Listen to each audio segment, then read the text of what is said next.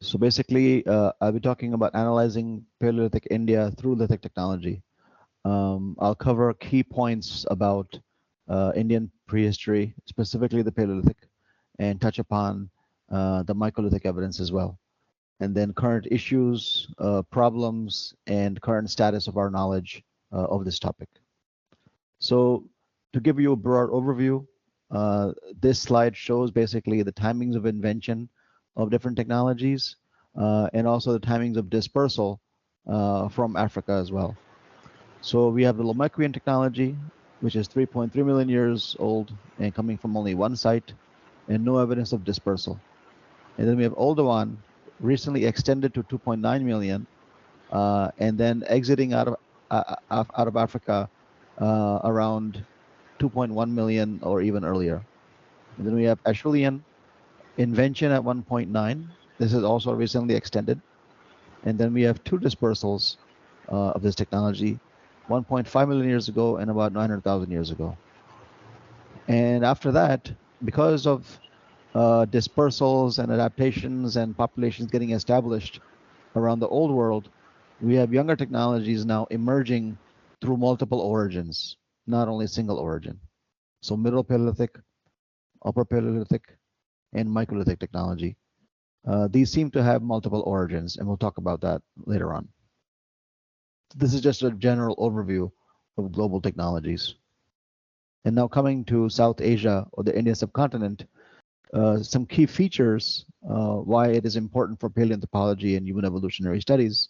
First of all, it's situated in the center of the old world, linking records of Africa, Europe, and Eastern and Southeastern Asia. Stone tools were historically discovered here roughly at the same time as in Europe. We have continuous hominid occupation from at least 1.5 million and possibly extending to 2.6 million. It preserved stone technologies from all prehistoric phases, and also had numerous animal species, some of which are extinct now, such as hippos and ostriches. Unfortunately, human evolutionary research is not as popular as in other regions, and the discipline itself requires more funding, resources, and specialists in the subcontinent. Now, just a background of the artifacts that we find are found in various geological and spatial and stratigraphic contexts. Majority of them are surface contact sites, but when we look at underlying sediments, sometimes we get them on top of bedrock, sometimes in fluvial context, in a colluvial context, lacustrine, windborne sediments are associated, which is aeolian, littoral, which is basically marine context, and then regolithic context. And even though majority of sites are open air, a few Paleolithic sites are also in caves and rock shelter contexts. Now, what we've tried to do through our collaborators and students is try to map the known sites.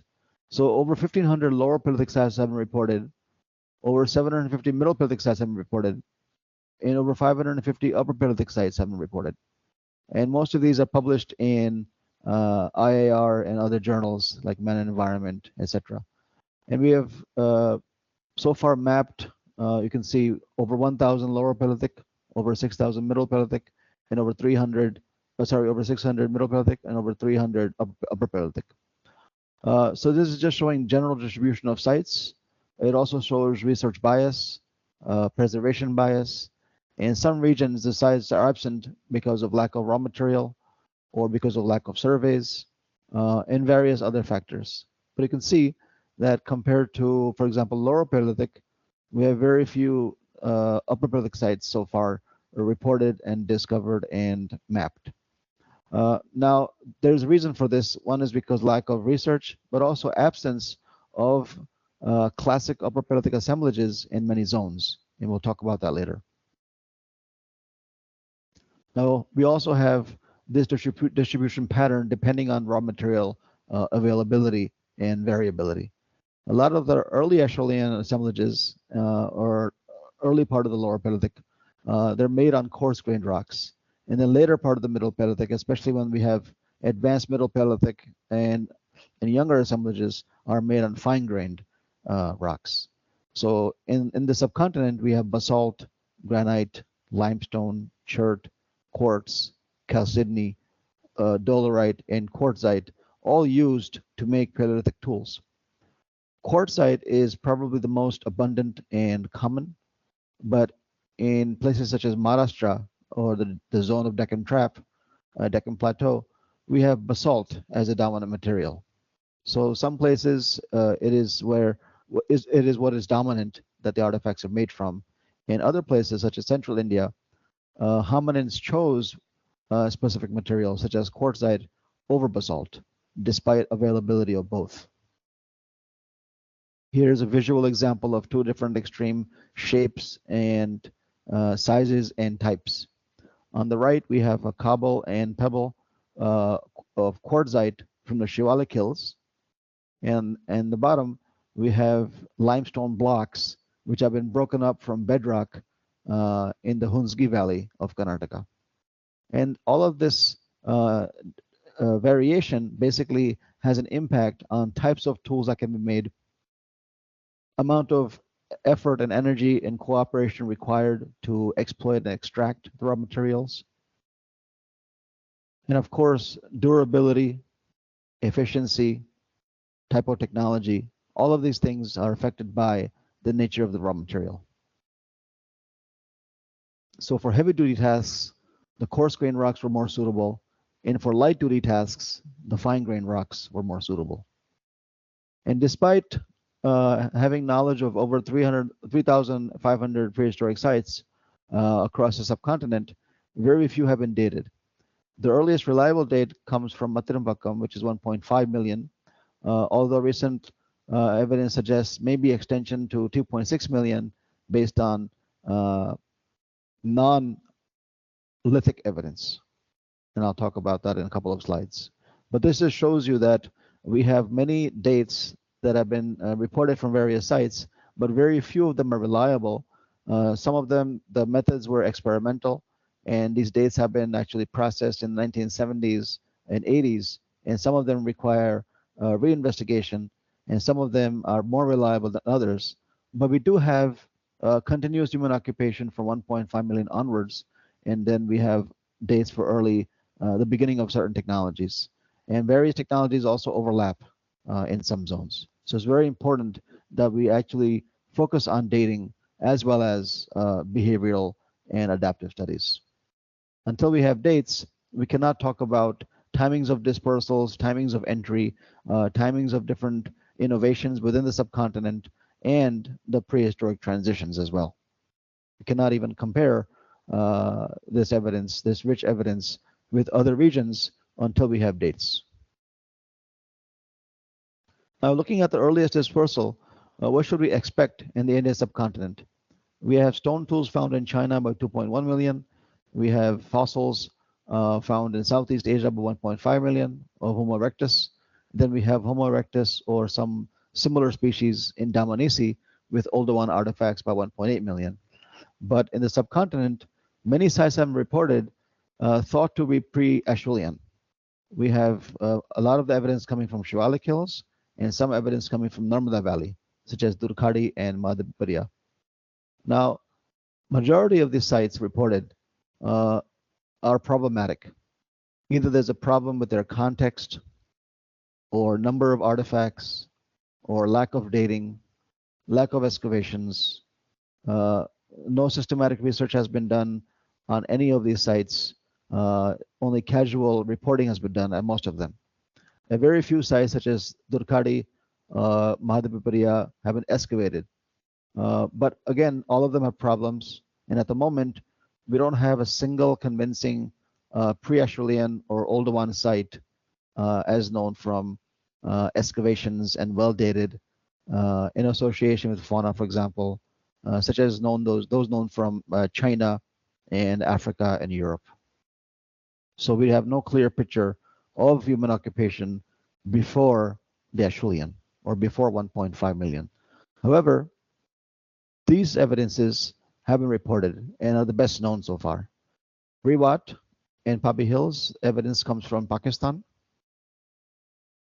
And this is so far the most best known, best studied, and widely accepted, even though controversial, for various reasons, is widely accepted as possible evidence of pre-Acheulean occupation.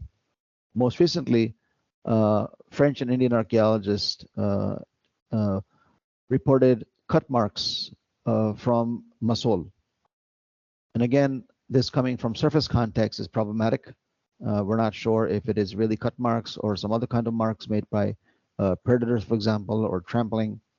But they have the potential of being legitimate cut marks, and if it is legitimate, then it represents the oldest evidence of human occupation in the subcontinent, 2.6 million. However, we need this evidence to be found in excavated context, in fine-grained sediments associated with stone tools, and more reliable and more consistent evidence across time and space. Another reason that we're not finding Oldowan evidence. Now, most of the focus has been in Narmada Valley and Shivalik Hills. The Shivalik Hills are ideal for looking for this evidence because the sediments are abundant, early Pleistocene sediments. For example, if you want to find Oldowan assemblages, we have that time period represented geologically in the Shivalik Hills. Now, looking south of the Shivalik Hills, it is more of a challenge. Even though sites such as Singitalav, Dhasi, Chirkinavasa, Morgaon, Isampur, Atinbakkam have been reported to be early Middle Pleistocene and older, there are only a handful of them. Vast regions have not been surveyed, first of all, for pre-Acheulean evidence. Even though assemblages have been found, they have not been dated.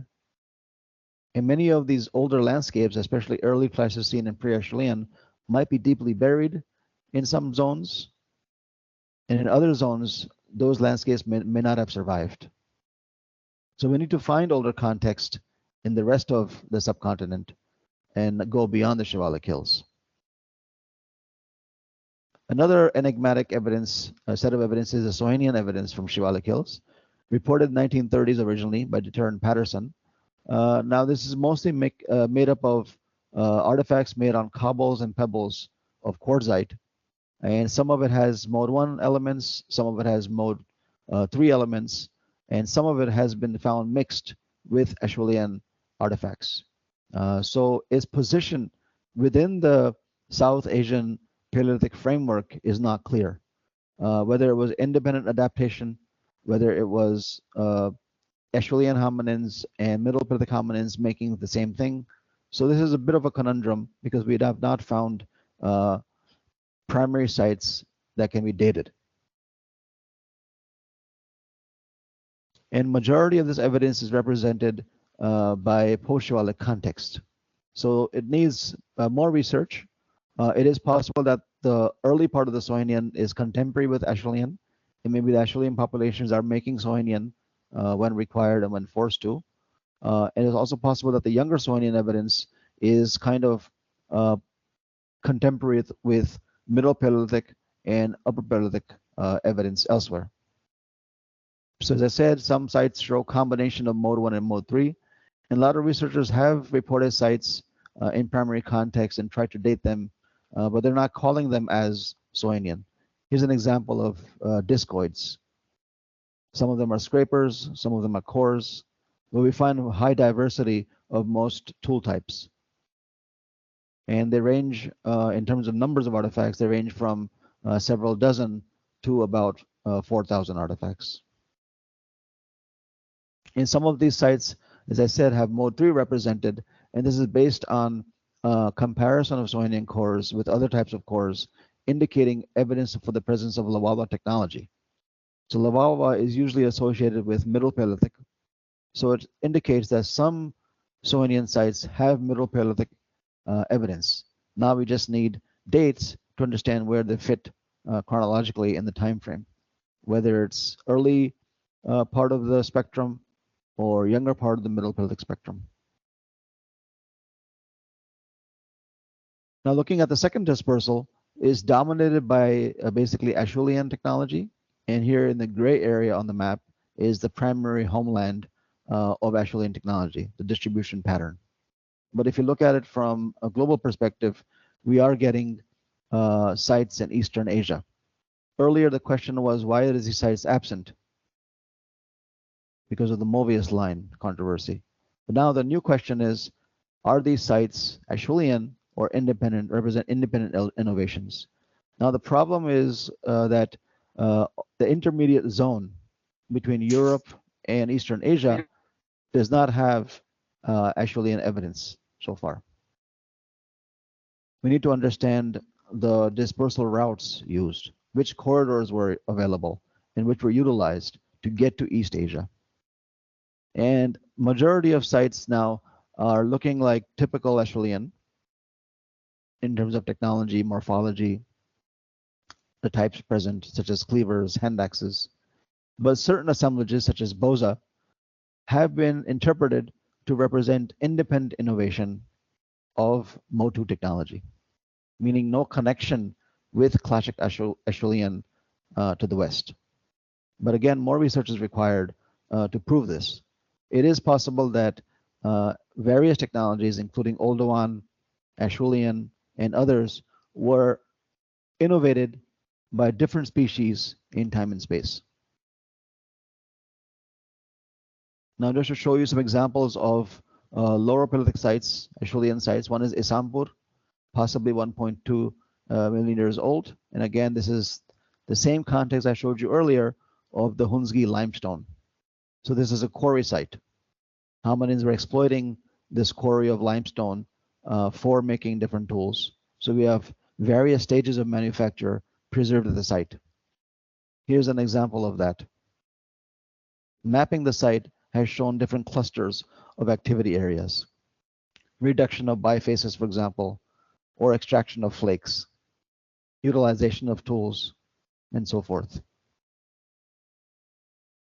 Now, the oldest evidence with a reliable age is coming from Matirumbakam, 1.5 million years old. And this shows evidence stratified within a sequence of about 6 meters and indicating that the raw material was exploited elsewhere and preforms were brought here and then further napped and made into finished products. This site is historically famous because the area was first reported by Robert Bruce Foote in the late 1800s, and now we have basically a very lengthy sequence preserving early Acheulean and early Middle Paleolithic. Another important site is 16 Ardun in Rajasthan. It also has Paleolithic evidence of various stages as well as Mesolithic preserved. And the Acheulean site of Singitalav is now has also yielded crystals, possibly a symbolic behavior. So I'm just showing you these various contexts because technology and understanding adaptations also relies on our understanding of context and ecologies and geographic features.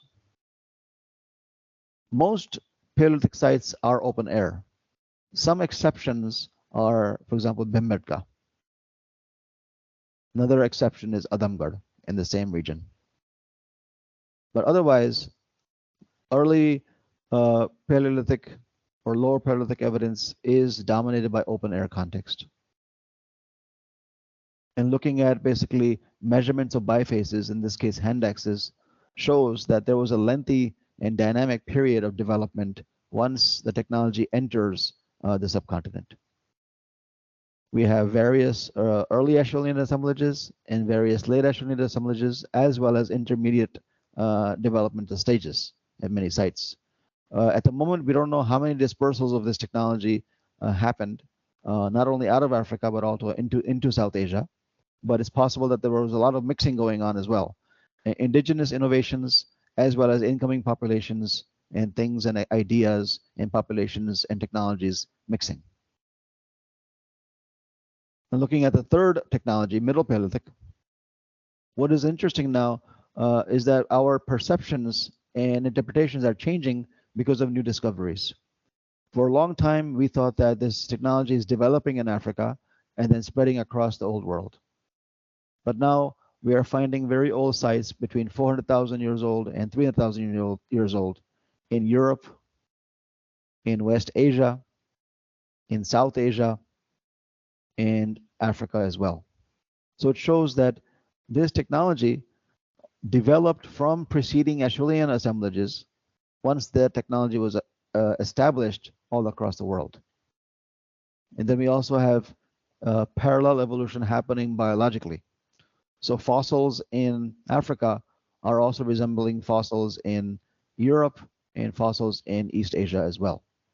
So we have Homo sapiens emerging in Africa at this time. We have Neanderthals emerging in Europe. And we have other species possibly emerging in Asia. So I told you earlier that the Mobius line is now not valid for Acheulean technology because we are finding hand axes and cleavers now in China and Korea. However, the profile or distribution of Lavawa technology is still marginal east of the Mobius line. So in a way, until we make new discoveries, the Mobius line now still applies to Middle Paleolithic technology or Lavawa technology, but not to the Acheulean. So the earliest evidence we have in South Asia is represented by Athirumpakkam.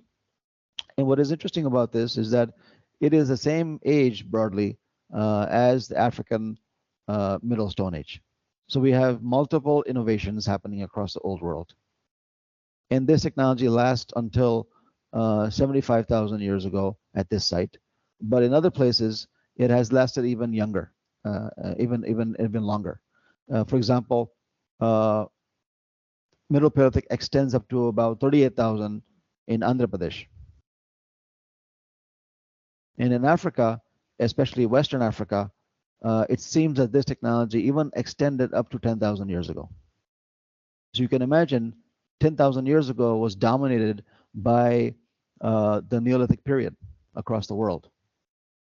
But in West Africa, maybe because of geographic isolation or because of climatic patterns or social interactions, behavioral adaptations or subsistence patterns, the Middle Paleolithic lasted longer. So basically, technology will not change unless there's some factor or some catalyst. If there's no factor or influence or any other reason for change, the technology will continue as is. So in Eastern Asia, the older one technology survives late. Same thing with species. Homo erectus lasts longer in Asia because of geographic isolation and a late arrival by Homo sapiens and other species. Now, trying to understand technology based on species distribution, for example, we have a possible incursion of Neanderthals into South Asia based on the presence of Mousterian assemblages in Pakistan. This has been reported by Italian archaeologists. Now, it possibly extends the home range of Neanderthals. And Mousterian technology has also been reported from India. But we have to be cautious because it is also possible that other species made a similar technology. It's not necessary that it only belonged to one. In the past, different species made the same technology, such as Acheulean, and sometimes the same species made different technologies over time, such as Homo erectus, Homo sapiens, etc. At this time in Asia, Eurasia, we have various species existing. So just like new technologies are emerging across the world, new species are also emerging across the world. After the initial dispersals from Africa, we have Denisovans now, we have the Red Deer Cave people, Neanderthals, Homo floresiensis, Homo luzonensis from Philippines. All of these are broadly contemporary with Homo sapiens. And the last species to become extinct is the Neanderthals. So I'm showing this because this has implications for understanding stone tool technology. Imagine all of these hominins making different technologies at different locations, but also interacting with each other. At the site of Mandarin in France, for example, we have stratigraphic evidence of the Neanderthals and Homo sapiens occupying the same cave intermittently. over time. So sometimes we find Mousterian technology in some layers, and on other layers we find the technology made by Homo sapiens. Now, trying to understand which hominin species arrived first and whether the first moderns arrive at a certain time with a specific technology. Now, based on the current evidence, there's a debate going on. The more widely accepted hypothesis is that they came with microlithic technology. And this is broadly supported by fossil evidence, which is 38,000 years old in Sri Lanka and a little younger in India. Then we have microlithic technology going back to 48,000 in central India and Sri Lanka. And modern DNA of contemporary hunter-gatherers shows arrival by 60,000. So all of these dates broadly suggest association with microliths.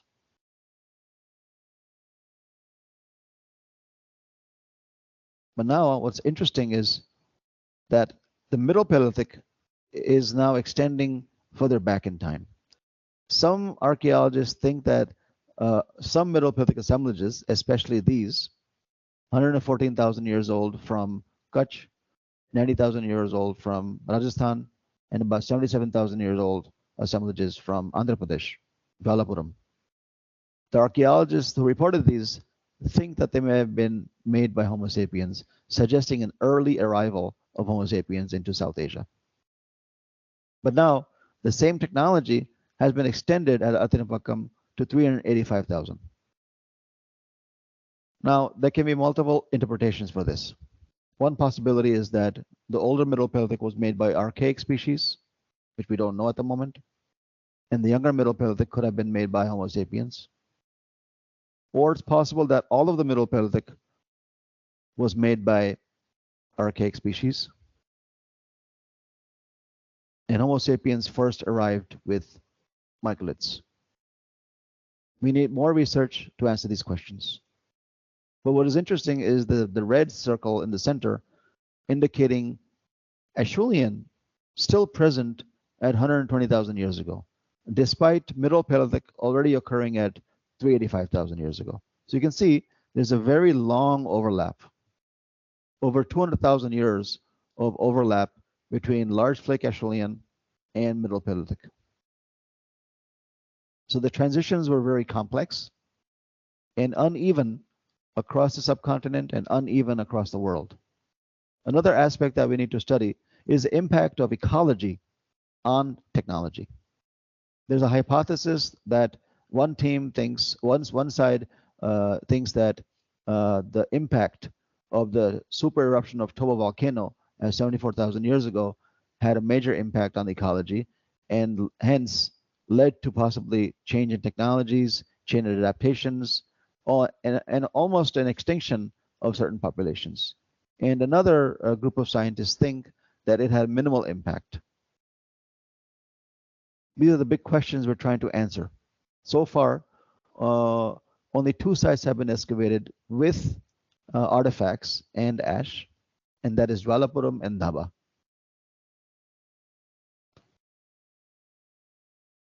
And based on this work, it suggests that the technology did not change before the eruption and after the eruption. However, we also need to appreciate limitations in these studies and in these evidences. For example, the artifacts dated to after the eruption are too young, meaning there's a major gap between the timing of the eruption and the age of the artifacts after the eruption. So we don't know exactly what happened immediately after the ash fall. And we need basically excavations from different environments and different places across the subcontinent to get a more comprehensive picture of this debate. And now coming to the Upper Paleolithic, as I said, over 300 sites have been reported, but it is very enigmatic. One reason is because of lack of dates, but also because of lack of proper comparisons and studies. Now, this is laminar technology that is larger than microliths. And chronologically and contextually, it overlaps with Middle Paleolithic technologies and microlithic technologies. The only one dated so far, dominated by blades, is the Site 55, which is 45,000 years old. So far, no sites in India have been properly dated or properly studied.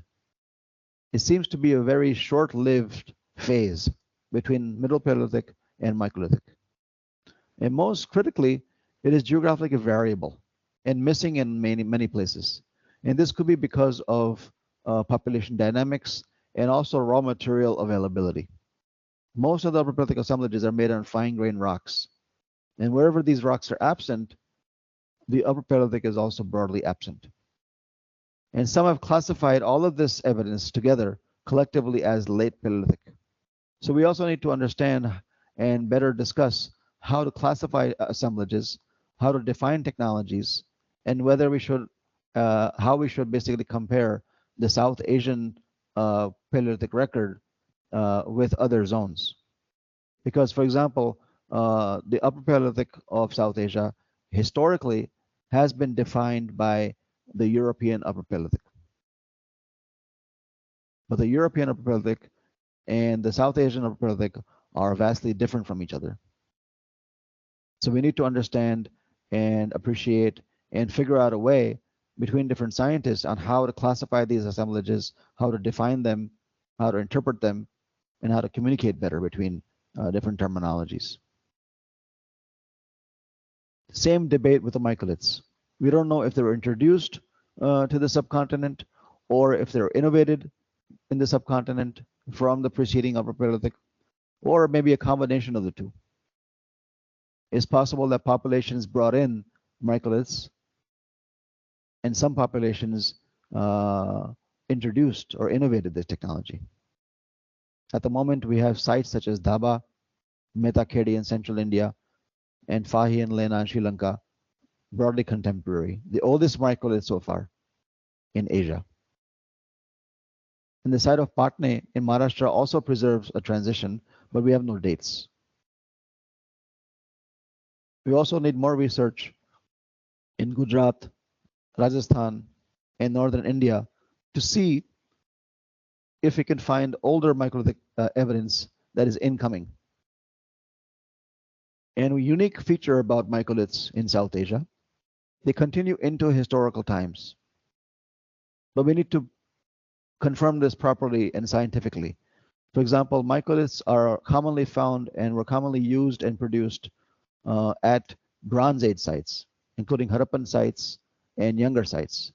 But whether they continue at early historic sites and medieval sites needs to be confirmed. And now trying to just summarize all of this information, especially within the last 100,000 years, we have a problem of diversity. We have basically different technologies, different stone tool assemblages present across the subcontinent, and they're very diverse. Some Middle Paleolithic sites have hand axes. Some Middle Paleolithic sites don't have hand axes. Some sites have microliths and Upper Paleolithic mixed together. Some places they're both mutually exclusive. So we have very dynamic technology across the subcontinent. And even contemporary with each other, we have different technologies at various locations. For example, 45,000 years ago, the Site 55 is dominated by Upper Paleolithic technology. And Kalpi in Ganga Valley is dominated by Middle Paleolithic technology. And Metakhedi in central India is dominated by Microlithic technology. All of these are contemporary at 45,000 years ago. So we have to be very careful when we use technology to link the presence of specific species. Microliths, majority of them are probably made by Homo sapiens, but older evidence, especially older than Upper Paleolithic, we need to be cautious about who made these technologies. We still don't know how Homo sapiens replaced archaic populations in the past. Was it very fast? Was it very slow? And how did this transition occur archaeologically? We need to understand. And finally, just to summarize everything, virtually nothing is known about the paleoanthropological records between Africa and India. So we don't know exactly who was bringing what when. And it's also possible that certain populations reach up to Iran and not further, or reach up to Levant and not further. We have to be very careful about how we associate and compare the South Asian evidence with other zones. In respect to proposed hypotheses, so far on key topics are based on very little or no evidence. Such concepts as modern human dispersals, impact of Toba, emergence of microliths, all of these have been offered as hypotheses, but based on very little evidence or inadequate evidence. We also need to appreciate that sudden transitions don't necessarily mean population replacements. And gradual transitions may actually reflect that. Different factors may be responsible for both scenarios. And we know that archaic populations were replaced when Homo sapiens comes. But who was present? Which species were present? How many species were present across the subcontinent? Were they already declining by the time Homo sapiens arrives? All of these things are unclear. And the intertechnological variability may also be due to the same groups making different assemblages in different ecozones and functional contexts. We need to look at all geographic zones of South Asia individually due to regional variability. Differences in environments, in climate, in raw materials, in fauna, in vegetation, etc. And finally, very importantly, we need to be careful about how we identify and interpret dispersals. The concept of dispersals is misleading, ambiguous, and overrated. For example, if we find a site, we cannot be sure whether it represents a dispersal or indigenous innovation. And last but not least, we have to be careful about how we use labels. Just because something resembles a technology elsewhere, we cannot give it that label. So when we have populations dispersing from out of Africa, sometimes taking 5 generations, sometimes taking 50 generations to reach locations, when do we stop calling that dispersal or that technology as African? We need to appreciate and consider different locations and different origins and different kinds of labels as well. We don't know how long certain populations and technologies spent in one region before they moved on or became extinct, or before they changed. For example, Homo sapiens, they leave Africa with middle Paleolithic technology, upper Paleolithic technology, and microlithic technology at different times and different contexts. But by the time they reach Eastern Asia and Southeast Asia and Australia, these technologies have changed drastically. And we still don't know why that is. Thank you very much for your attention, and maybe we can have some questions now.